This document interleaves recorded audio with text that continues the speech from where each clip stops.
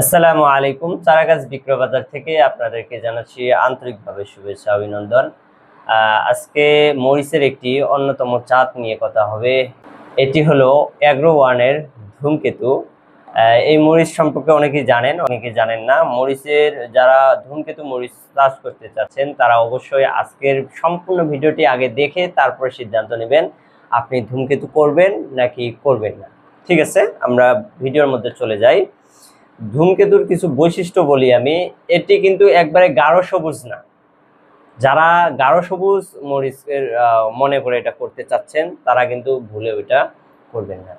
যেমন আপনার super hot বলেন, কিং হট বলেন বা ডিজি 1717, নাগাফায়ার, এই মরিচগুলা কিন্তু আপনার গাঢ় সবুজ হয়ে থাকে, বাট ধূমকেতু কিন্তু গাঢ় সবুজ না। যারা চাচ্ছেন লাইট সবুজ, যেমন সানড্রপ বলেন, শুধু বিজলি প্লাস বলেন, ওই কোয়ালিটির মরিচগুলো যারা চাচ্ছেন তারাই শুধু করবেন কি ধূমকেতু। ধূমকেতুর অনেকগুলো বৈশিষ্ট্য রয়েছে, যে বৈশিষ্ট্যগুলো আপনাদেরকে জানা দরকার।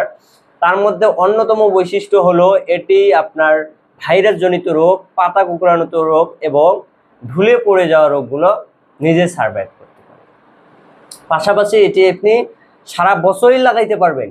আপনি বৃষ্টি বলেন, গ্রীষ্মকাল বলেন এবং শীতকাল বলেন, আপনারা সবসময় এটা করতে পারবেন। এটির বয়সকাল আপনারা 11 মাস থেকে 12 মাস পর্যন্ত পাইতে পারেন যদি পরিচর্যা আপনারা ভালো করতে পারেন। পাশাপাশি এটি আপনার উচ্চতায়, গাছের উচ্চতায় আপনার 2 থেকে 2.5 ফিট, সর্বোচ্চ 3 ফিট হতে পারে এবং এর মরিচের সাইজ 7 থেকে 8 সেমি হতে পারে এবং এর চারা লাগানোর 55 থেকে 60 দিনের ভিতরে এটি থেকে ফল সংগ্রহ করতে পারবেন। সব দিক থেকে যদি আপনার হাইব্রিড লাইট সবুজের মধ্যে করতে চান তাহলে আমি বলবো ধূমকেতু করতে পারেন। ধূমকেতু অ্যাগ্রো ওয়ানের একটি ভালো জাত, কিন্তু লাইট সবুজের মধ্যে যদি করতে চান ধূমকেতু অবশ্যই করতে পারেন।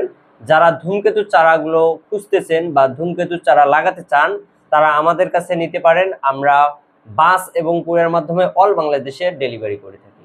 ধূমকেতু চারা ছাড়াও যে কোনো ফুল, ফল, মরিচ, বেগুন, টমেটো, সবজির যে কোনো চারাগুলো আমাদের কাছে অল সিজনেই পেয়ে থাকবেন। এই চারাগুলো নিতে আমাদের স্ক্রিন নাম্বারে কল করুন। আমরা বাস এবং কুরিয়ার মাধ্যমে অল বাংলাদেশে প্রতিনিয়ত পাঠিয়ে থাকি।